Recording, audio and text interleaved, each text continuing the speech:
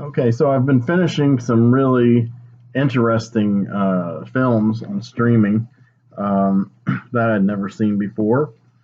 Some of which are kind of hard to find on streaming, but thanks to Tubi, it's solved quite a lot of my issues. Um, but last time I did a sci-fi special, and mentioned that I would probably do a few more, um, just for something different and to showcase some Blu-rays that are actually in my Blu-ray library, hence, the Blue Review title, which now has been kind of expanded to just anything I want to talk about films. But narrowing it back down to the original premise, I pulled a bunch of science fiction films, and I was going to do, I guess, a more traditionally perceived double feature, but I've decided to hold off on that one for a little bit because you guys probably know I'm really into kind of pushing the boundaries of a genre, like what constitutes a genre. I like hybridization of genres. Uh, I do it in my own stories. It's something I like in music. It's something I like in film, and where something is kind of a little hard to classify, um, but it has enough elements of something to be considered that thing. And could be considered several different genres at once, depending on who you're talking to. So, both of these films that I'm about to talk about are really good examples, to me anyway, of them.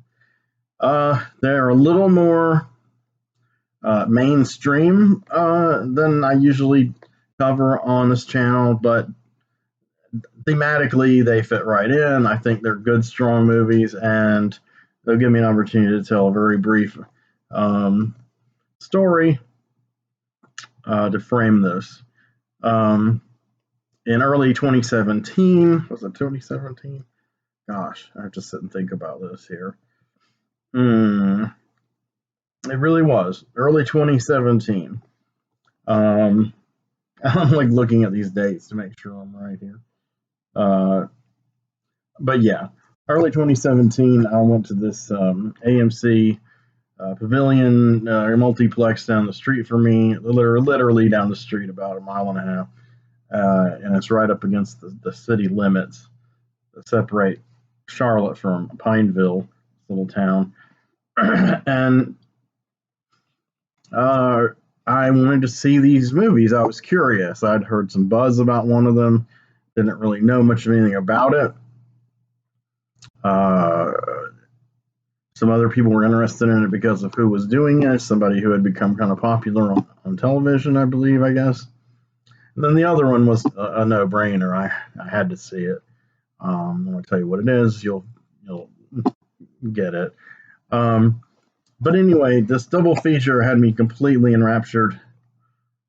I was startled, and both of these films, I think they were two out of the three or four top grossing movies to debut that week. One of them I knew would, but the other one was kind of a shaggy dog, kind of black sheep, and just kind of busted out. So like a couple weeks later, I went to the same theater and I watched the same double bill.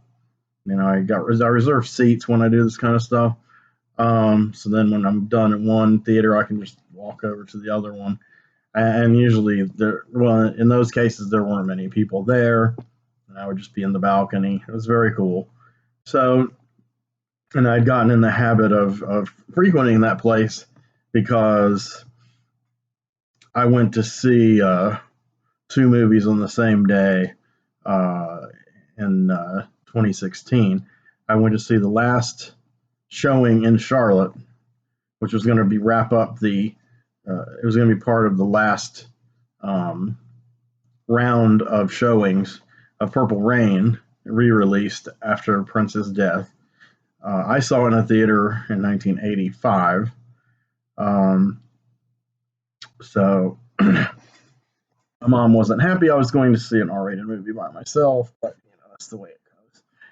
But then she turns around and bought me the cassette of Purple Rain because I guess she really loved me.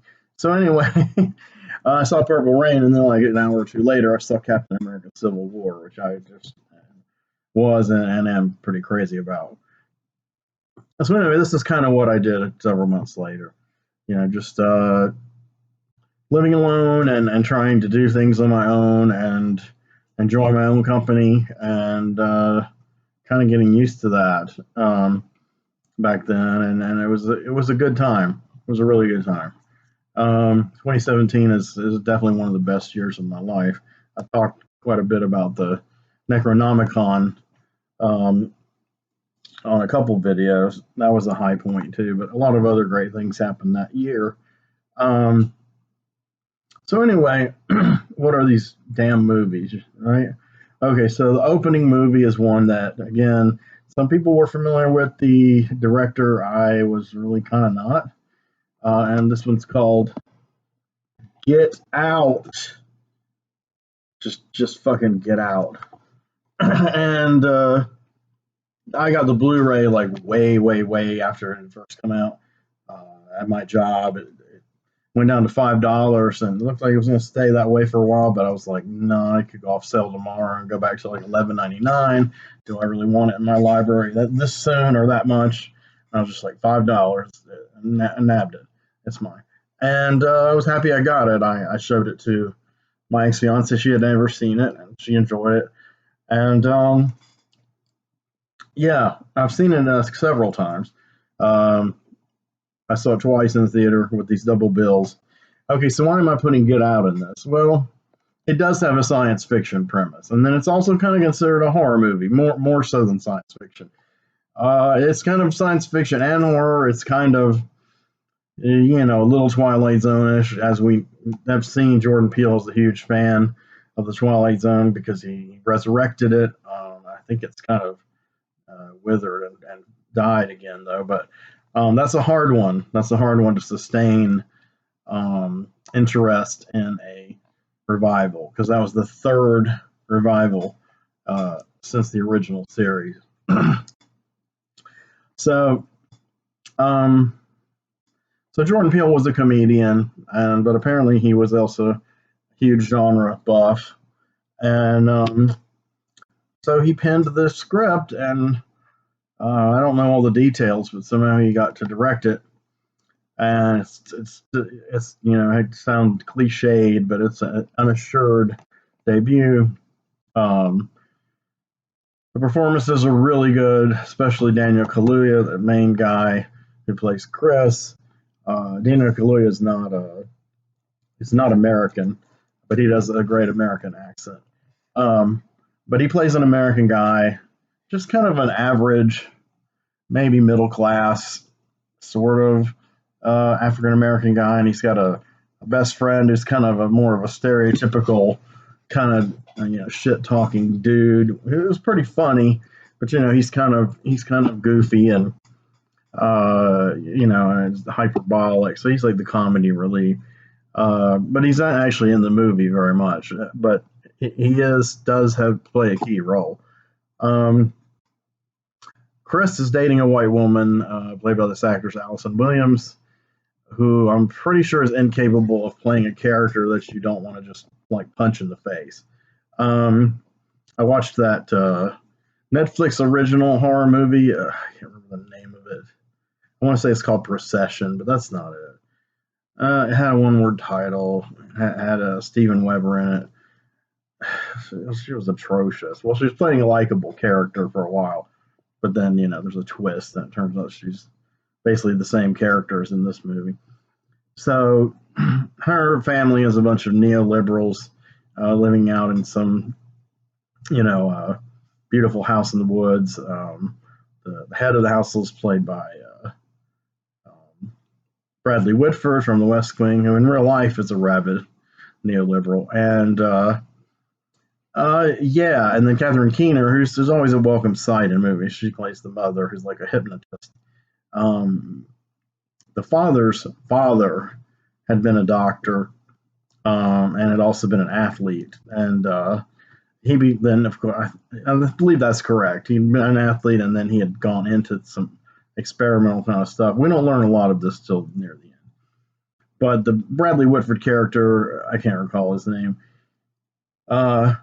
He was a doctor, and so between him and his wife, it seems like they're just ordinary liberal people. Very well off, but very very liberal. They talk about if Obama could have a third term, I'd vote for him. A lot of like virtue signaling, as they call it on the internet. They're really into that. And Bradley Whitford's not acting; he's really like that in real life, which was kind of disappointing to find out. But Keener's character is a little sinister.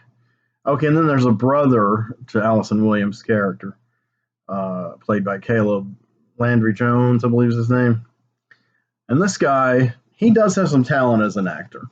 I liked him in Three Billboards Outside Wherever, Mississippi, because he played against type. He played against type in X-Men First Class, but I didn't care for him in that. He was nondescript.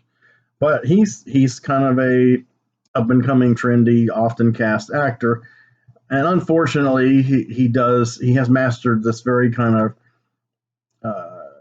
of slacker, eccentric, asshole kind of character. He plays him in this movie. He's pretty much just a bastard.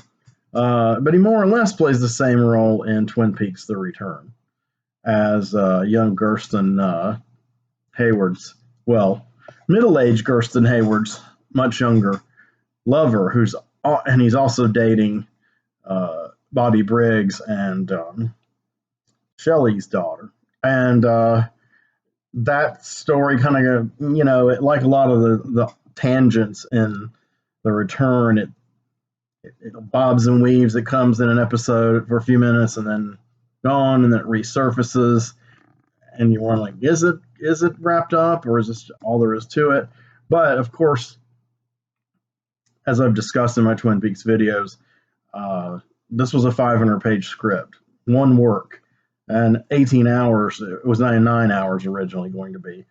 Stretched to 18 hours, and it's a movie. It's an 18-hour movie. So, if some character subplot pops up about 10 minutes into the movie and you don't see any follow-up to it till about 35, 40 minutes into the movie, it could be arbitrary, it could be important, it could be the director being self-indulgent, or it could just be that this is why this guy was shown before, for foreshadowing's sake.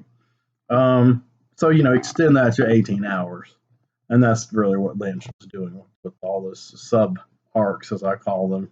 That's what I call my own little diversion subplots. So, Caleb Landry Jones.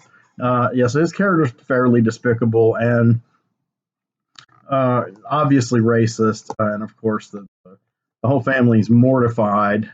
They're all like trying so hard not to be racist toward Chris.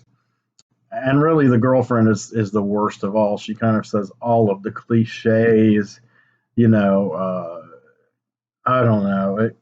She comes off as very disingenuous. And Chris notes there's a lot of weird things happening at their little palatial area way down out in the woods. And some of it has to do with the servants who are African American and live on the property. They seem kind of in a trance. After a while, it just gets weirder and weirder. And Chris kind of, he's in touch with his goofy buddy, and that guy says that basically they're programming black people as sex slaves. And he's talking about all the stuff he read on the internet. And Chris doesn't take him very seriously. But Chris does kind of start feeling weird about a lot of things, and it's really little things that add up. The major thing is when the mother hypnotizes him, and she tells him to imagine sinking into and falling back into the sunken place, and he is faced with a memory of kind of, well, he believes he kind of let his mother die. There was an emergency, and he was a little kid, and he didn't stop watching TV when he could have maybe done something, but probably not. But it's still in his head, that guilt. So, the famous shot of him in the chair, back like this, and the tears just coming down. That's pretty iconic. But that's from that scene. That's a great scene, and Kaluuya's knocking it out, man. He's incredible in this, and he was really good in Black Mirror, an episode of Black Mirror, which was made before this, which I saw after this. My ex-fiance showed me that one, and of course he was in Black Panther as W'Kabi, and some other movies I'm forgetting. Sicario. He was good in that, but this is his kind of breakthrough movie. He got nominated for Best Actor Oscar for this. The Oscars for that year, much like the films for that year, were exceptional, and they were genre bending. And they actually got the elitist Academy on the same page temporarily, with critics and with genre fans like me. And I've said before in other videos, every once in a while those stars will align, and my taste will coincide with the dominant tastes. And so for a few weeks in 2017, as these two films did very well in the box office and critically, I loved them, and I watched them. But like I said, these are the kind of movies I would watch anyway. Especially the second one, which we'll get to like maybe in a few hours. But anyway, so Get Out, everyone's probably seen it. None of this is revelatory that I'm saying. It was a huge, huge movie, and Peele put Peele on the map. He's produced a lot of stuff, and conceived series and films, and he's lent his talent to other things. He's directed one other feature, Us, which was pretty good, but it definitely pales before Get Out. And and then he did the Twilight Zone series, and he hosted it. He's an interesting guy. I don't know if his creativity is tapped out or not, though. We'll see. But he did help produce the Candyman sequel, which is finally, I believe, coming out pretty soon. So yeah, he's really into the horror and the science fiction and the strange tales, weird twist kind of stories. And Get Out is, I didn't know what to expect. The more I watched it, I didn't. It was weird, I thought the girlfriend was like too fakey and whatever, but I just thought that was how she was. And like I said, Allison Williams plays that kind of character often. I've seen her playing that character often. And, you're going with this whole idea that there's going to be this built-in discomfort, or the people who are socializing, the black boyfriend and the white liberal family, that they're expecting there to be discomfort. And especially the family voices that many times. And Chris is kind of nonplussed. He's kind of a no-nonsense guy. He's a photographer, by the way. He's got a good eye, and he actually encounters a blind guy who was once a photographer, played by Stephen Root, who's been in tons of stuff in comedies and cartoons and Office Space, but done some dramatic stuff too. And he's pretty kind of I don't know what's the word. He's kind of radiates like some kind of low key dread. He's very sinister. And it turns out it really is sinister. And the story, goes to the point where Chris is like, "Let's leave," to his girlfriend, and she's looking for the keys and panicking. The brother's trying to kick his ass. Family's trying to lock him in, and then she says, "Here's the keys." And he's like, so then it became obvious, she's just like the family is fucked up and they are racist, and she is one of them. And it turns out she has been baiting black people sexually, mostly men, but a few women, to this house to do these, to have her doctor father and hypnotist mother do these experiments on them, and hence the tranced out black people that Chris sees. And but I still didn't expect what was really.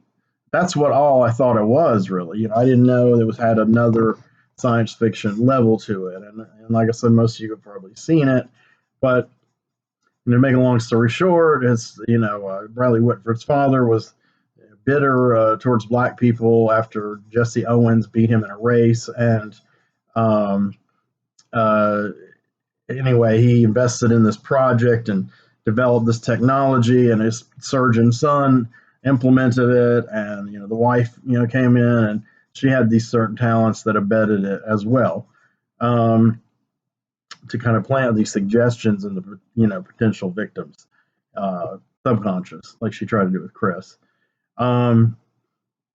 So they immobilize him, and they're planning to put Stephen Root, the blind photographer, ex-photographer, put him into Chris, and that's the trick. These rich white people are possessing these bodies of these black people to know what it's like to be black, to test them out, see if they're physically superior, sexually superior, what have you, or are just good at being, slaves, or maybe because some of them are young, because one of the people who works in the yard is possessed by the brain of Whitford's father, the guy who started all this.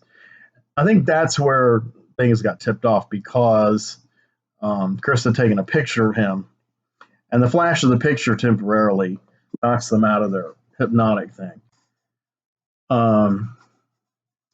See, they're still in the mind, but like they said, he's there like a passenger. They're like watching, but the racist weirdos who undergo this treatment with them, they're in control. They're the driver, and his picture was recognized by Chris's friend when he sent it to him, and he did research, and it made it kind of sense to him that okay, they are controlling black people again. They not like it turns out that they're doing it, but yeah, essentially. And he goes to the police, and most of the people he talks to are black. This is the best friend who works for the TSA, Comedy Relief, and they laugh at him. They think he's ridiculous, and so takes care of that. No rescue's coming, man, that way. So basically, Chris has to fend for himself, and he manages to get free, and he pretty much just barely, through horrid struggles, manages to kill most of the family, and because it's like survival at this point, and he's got to keep going. He doesn't have time to go, oh, my girlfriend used me, and because he comes across those pictures, by the way, and yeah, so he's escaping, but Allison Williams, whatever her character is, pursuing him, trying to kill him, trying to shoot him, and she gets shot, and she's kind of laying in the road, but she's still trying to kill him. Laying like this in the road, she's still like trying to shoot him. I mean, and again, what you're seeing is this allegory that these, virtue signaling liberals of well means financially. I don't mean morally.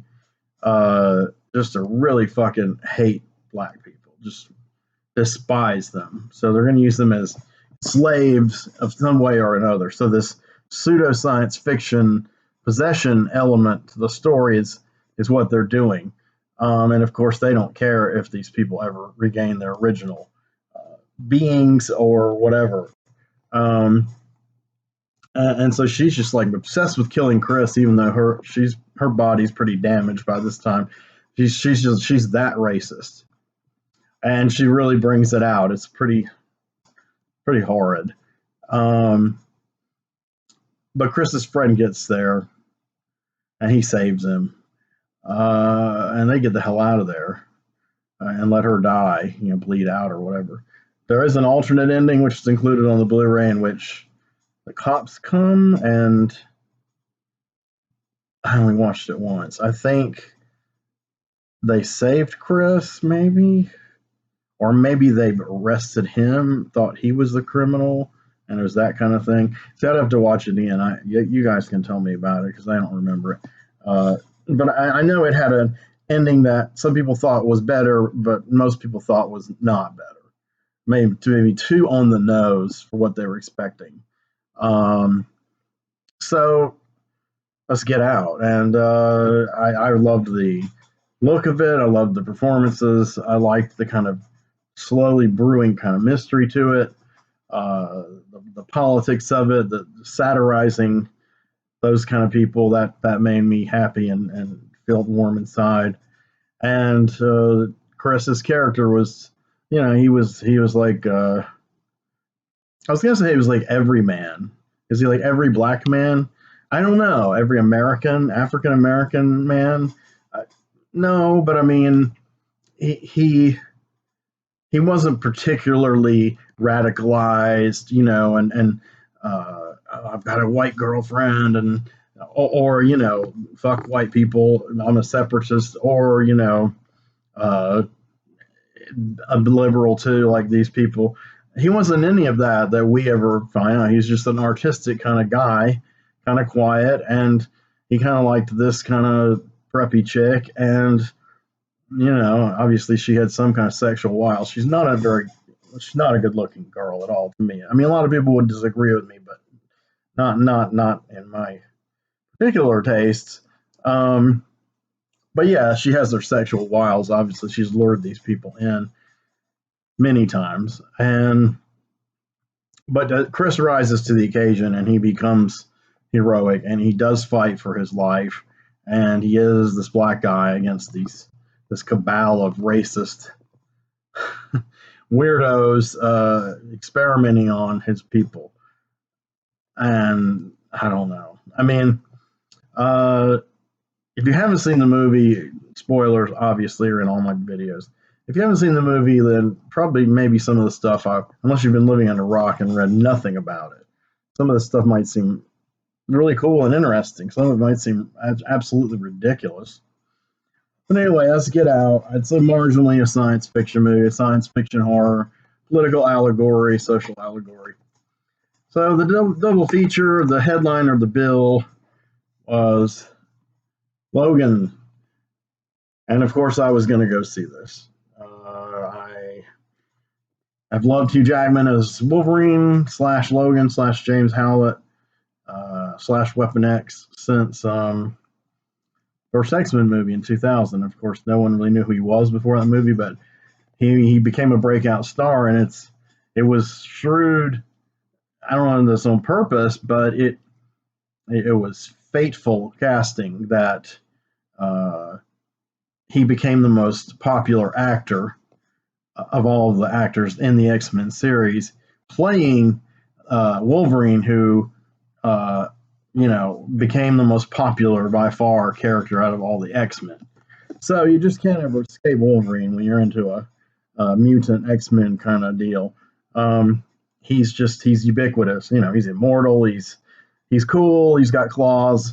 And the thing is, in this movie, he's much more like the Wolverine that a lot of people wanted him to be like all along, which is just totally cynical and really uses his claws to deadly effect and lethal effect and gruesome effect. And so this is an R-rated movie. There's not really any sex to speak of, but it is gory, and the action is great too.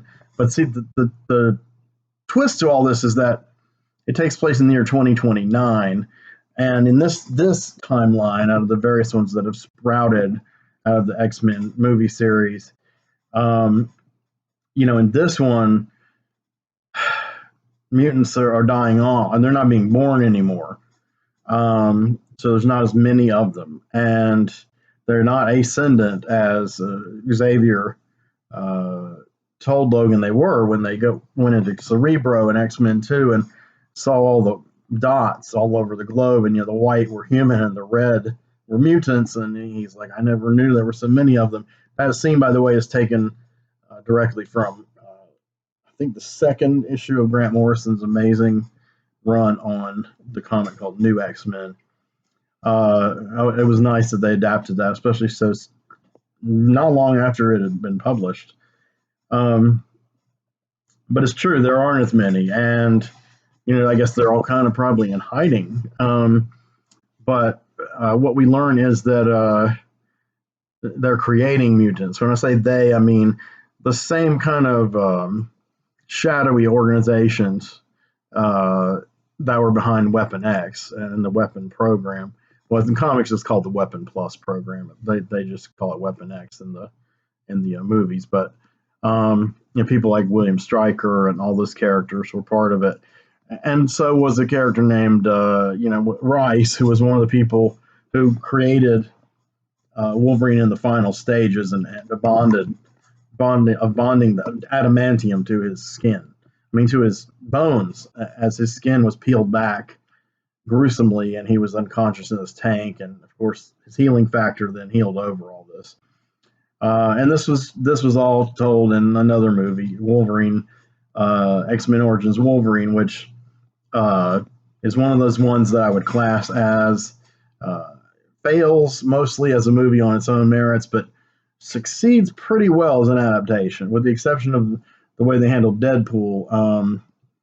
Most of the characters and events are absolutely spot on and letter perfect. The chronology is correct, but the years are kind of shuffled around for some reason. But anyway, but that's where you first find out in the movies that his name was James Howard. And he's amnesiac in the X-Men series, so he just goes by Logan. So, that when you learn why he's called Logan and etc. Wish it had been a better movie. But Logan is the movie. This is the movie. This is not only the Wolverine movie, to me, this is the X-Men movie. This is the final word on that entire franchise. It's funny that near the end of the franchise, as Fox's rights were winding down, they put out some of their most interesting and distinctive works. Because the mainline X-Men series to me became garbage, but Logan was great. The Legion TV series was great. New Mutants was good. The two Deadpool movies, they were hilarious and a kind of another take on these characters. I'm trying to think if there was anything else I thought was extremely high quality. I didn't like the Gifted TV series, but because Bryan Singer had a lot to do with it, and I'm not saying that as a personal thing. I know a lot of people hate Bryan Singer, and some rightfully so, many rightfully so. But my point is that Bryan Singer was the director of the last two installments in the movie series, and then they're atrocious. So his TV directing was also atrocious, and that's ironic because he directed the first two X-Men movies, and they were awesome. So I don't know.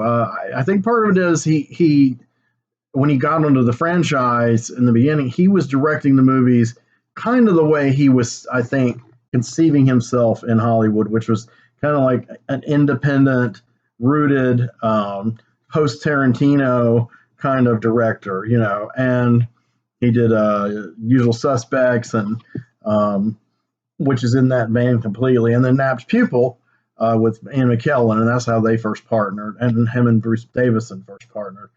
And I mean partnered on camera. I'm not referring to any of Singer's peccadillos.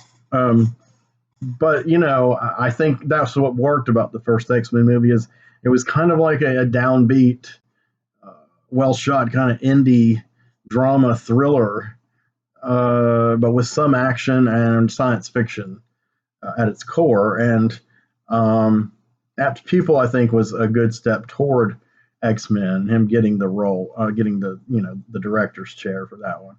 And McKellen, was originally considered to be a little too old for Magneto, but that's only because Magneto had been de-aged in the comic books. He actually was slightly young to play Magneto. Yeah, I mean, I can't say enough about that series, and that brings me to another thing I love about this movie is that the co-star is Patrick Stewart as Professor Charles Xavier.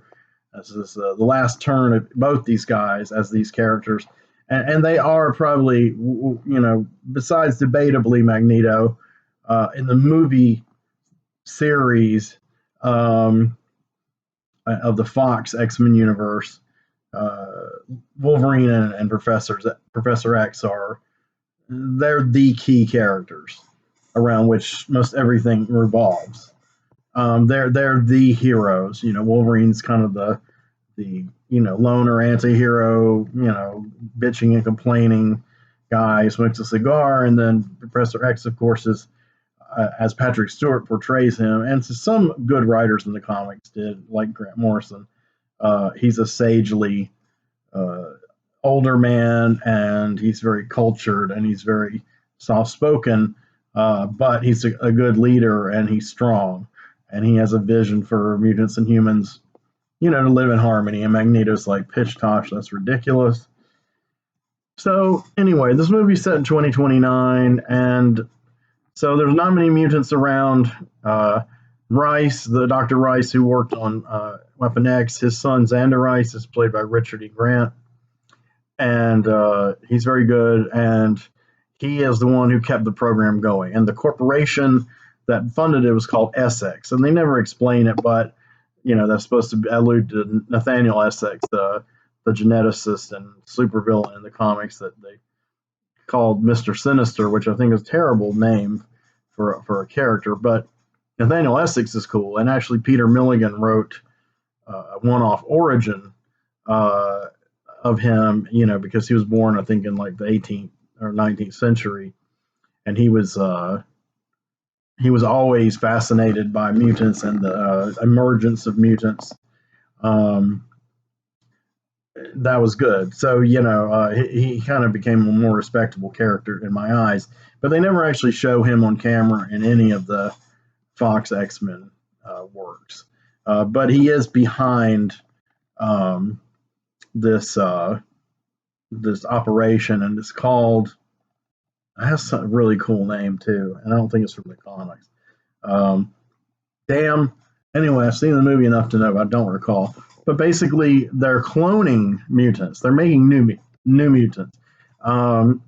They've collected tissue samples from like tons of living mutants, of mutants who had lived, and they're creating clones of them that duplicate their powers.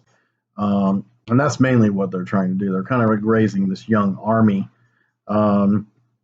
I'm assuming they're farming them out or want to farm them out and contract them out for military purposes.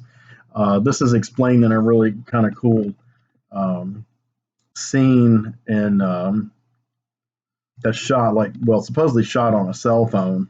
It looks like it was shot on video, and it's kind of how one of the women who worked in this facility captured some of these experiments and some of the mutants trying to escape, and some of them being, brutalized.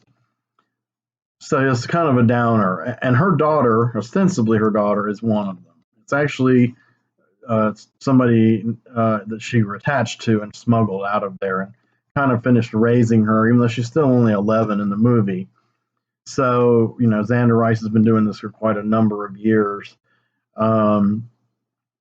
But the girl's name is Laura, and she has a strong Hispanic accent from growing up with this lady, but does speak English and Spanish fluently, though it takes like half the movie before anyone knows she speaks English. And, it's kind of I guess it's supposed to be humorous, and Logan's kind of like, what the fuck? I didn't know you spoke English. She's mostly quiet, though, in the movie, and she is his clone. She's based on the character X-23, Laura Kinney, from the Marvel Comics. And who is, Logan's clone. Um, and she has two claws that come out of each hand. She also has two claws that come out of each foot. And, Xavier starts explaining about the animal kingdom and what the female tigers and great predator animals use their front paws and their back paws for. And Wolverine's like, whatever. So he really is so much more like the Wolverine in the comics, not as nice or as genteel or urbane as that character, the character he often is in the movies. He's just like, whatever, what the fuck. Anyway, he doesn't want anything to do with any of this, because this woman comes to him and she basically gives Laura to them and wants them to protect her because, they're trying to retrieve the escaped mutants. And so Rice has sent out these thugs called the Reavers, and they're also from the comic books. They're cyborgs. In the comics, they were cyborgs. And the way they've adapted it is kind of like they're war veterans, like they fought in the Middle East, probably in Afghanistan in like the 2010s, probably 2020s. They could be out there now. And they've come back and they've, technology has advanced a bit. So they've got, a lot of mechanical parts. And they're really mean sons of bitches. The leader is Donald Pierce, and his personality is totally different than the comic book Donald Pierce. But he's a good villain. The actor does a good job, and he has some great lines. Everyone has some great lines. James Mangold directed this, and I believe, did he write it by himself? He might have co-written the story with someone else or the script, but I can't read that print that tiny. But yeah, basically he wrote it, and yes, he directed it. It was his vision after he had a good time and good hit with the movie called The Wolverine, the second Wolverine solo movie. And this is the third and final. And Jackman was heading towards retirement, and he's like, let's do it right. So Mangold posits this kind of 2029 world, and his Logan is kind of based a little bit on the character arcs of this super popular iteration of Wolverine called Old Man Logan. He looks a bit different, though. A little bit similar. And again, a little the gruff attitude, but most of the plot points are very different.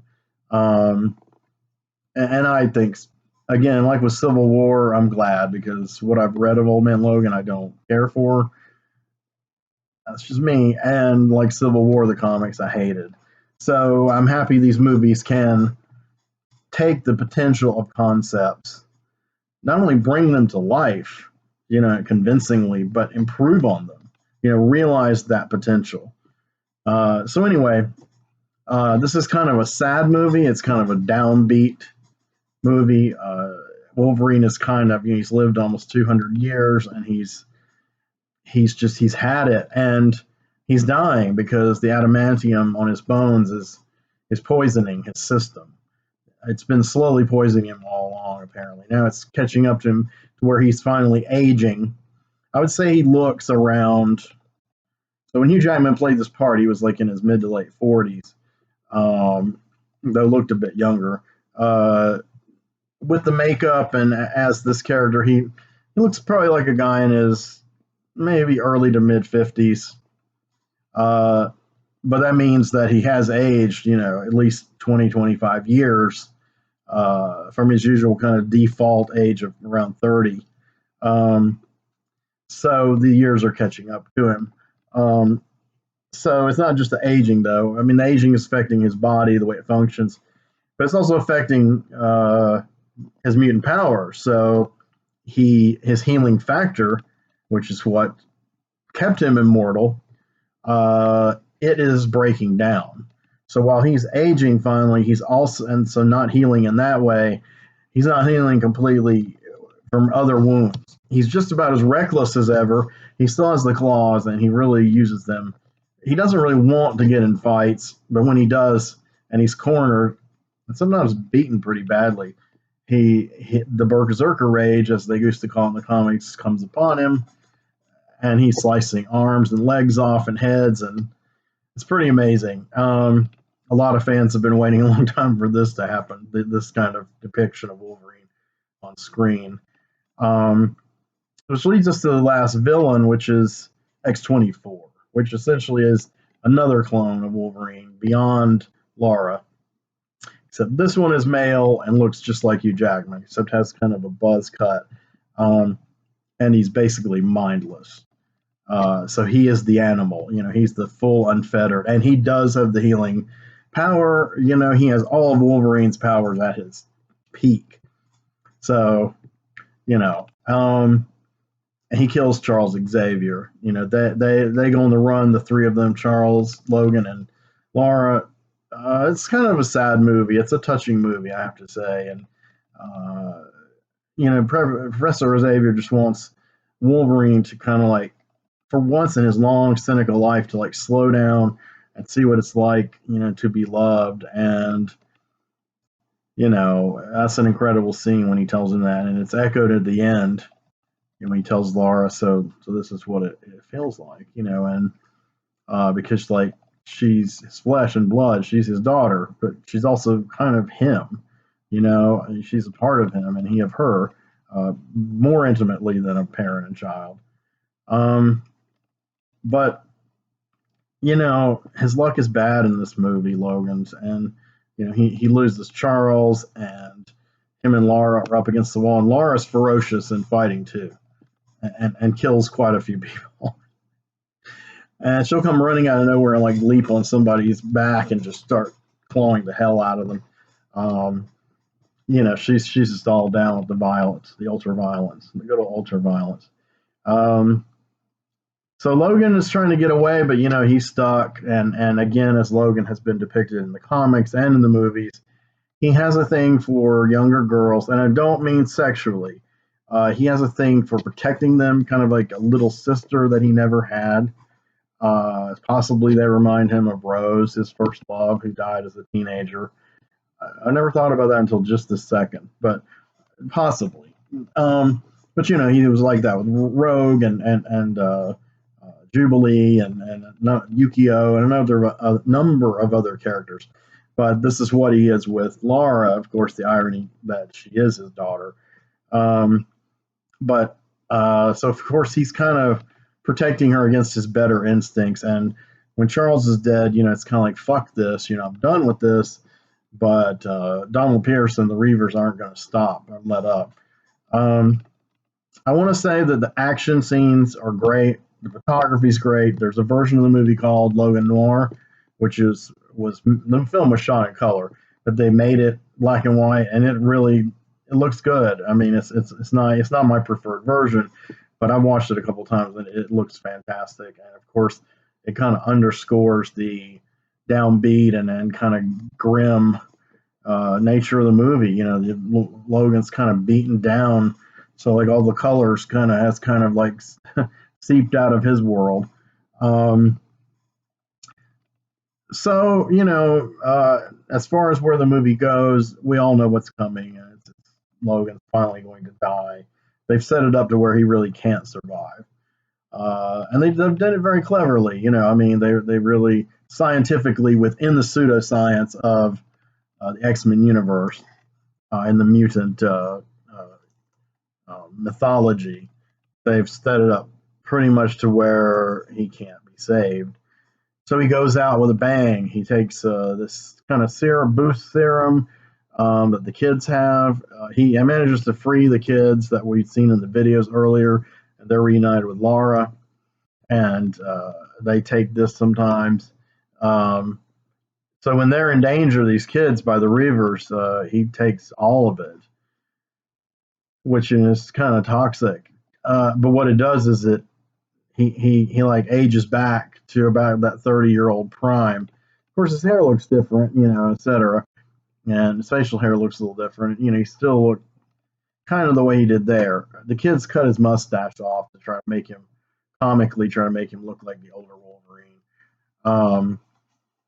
And he just goes to town. He just starts annihilating the Reavers and leaping. It's got all the great shots, that we've seen before or been wanted to see. He's leaping through the air, like kind of kind of horizontally, with the claws, and his muscles are rippling, and he's just, digging into these people. And yeah, this is a really gory movie, and I really like that about it. It doesn't hold back. It doesn't hold back in the violence. It doesn't hold back in the sentimentality or the emotion, and it doesn't hold back in the science fiction aspect. So to come full circle, this to me, this if I were going to classify this entry in the X-Men universe uh, films, um, I would say it's a dystopian science fiction film. It's I mean, it's taking place. It takes place in the near future. The world's going to hell. There's hints all over the place that everything's going to hell. The mutants are dying off. They're creating these new mutants with genetic engineering. You've got cyborgs, looking for the mutants, and you've got this kind of grim kind of tone, the fatalism. And the movie ends with some hope with Laura and the kids. But there's not going to be a sequel or anything, which is good because then you kind of it's left wide open forever. You don't have the you can view the ending as tragic or as redemptive. When Wolverine dies with Laura with him, and she makes a cross. They bury him, and she makes a cross out of long branches, and of course the cross tilts over a little bit so that in one shot when it comes this way it's an X. This movie made me cry, man. It's just, I'm gonna cry thinking about it. I got a hold of this nice edition here. This is like that was a slipcover, so it's like a book, black book called. Can you see the cover here? In the light, Logan. Nothing on the back. And inside, it attacked me. Inside is the movie and special features Blu-ray, and on this side how 20th century of the DVD version, and in this little packet the Logan Noir black and white version. So I hope you guys can see all this. So yeah, I'm kind of like holding it up like I'm looking at it, but I'm trying to show you. So there's the DVD. Here's the Blu-ray. Here's Logan Noir. And it's a book, and it's all black and white, and basically it's got shots and quotes from the film in black and white. It looked kind of mainly like stills. I don't want to say outtakes, but yeah, I mean they're stills. They were shot on the set, and they may have been shot in black and white originally, unlike the movie Noir itself. But they're all in character, so it's very dramatic, and it kind of encapsulates the vibe of this film. Mangold is also called a road movie, and I guess that's true as well. They're on the run. It just has so many classical elements in it, of all different kinds of different genres. But at the end of the day, you take away the word superhero, which of course is one of the genres it falls under. The dominant genre it's in is science fiction, and it's dark science fiction. It's dystopian. Has a lot of ideas, a lot of. I get fascinated with that genetic manipulation stuff and where it's going to go, and I've woven that all through Flicker Street as well. So this was great. So that's my double feature from 2017 of two science fiction films labeled such by me. Get Out and Logan. I highly recommend both. Get Out, of course, is a modern classic, and like I said, probably all of you have seen it. Maybe you've all seen Logan. Logan is really, to me, it's one of my favorite movies now. I mean, it transcends those genres that it partakes of, while exhibiting the very finest qualities and the most potential of those genres. So you need to see it. Okay, so I'll be back with another one soon, and I hope I didn't bore you too much with movies you've already seen before. And your take on them may be completely different than mine, but that's all good. So take care.